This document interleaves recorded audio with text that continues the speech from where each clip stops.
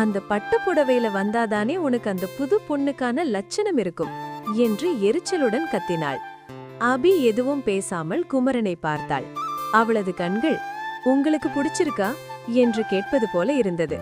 குமரன் ஒரு மெல்லிய புன்னகையின் மூலம் அவளுக்கு பதிலளித்தான். அபி சுடிதாரில் வந்ததை பார்த்ததும் பிரியாவுக்குள் எரிச்சல் ஊற்றெடுத்தது. இருக்கட்டும் பிரியா, வண்டில போறப்போ சுடிதார்ல போனா நல்லா இருக்கும்னு அவர்தான் சொன்னார், அதான் மாத்திட்டு வந்தேன் என்று அபி இயல்பாக சொன்னாள். அவர் சொன்னாரா? எப்ப சொன்னாரு? நான் உன் கூடவே தானே இருந்தேன் என்று பிரியா ஆச்சரியத்துடன் கேட்டாள். அப்போதுதான் அவள் அந்த நுணுக்கமான விஷயத்தை உணர்ந்தாள். குமரன் ஒரு வார்த்தை கூட பேசவில்லை.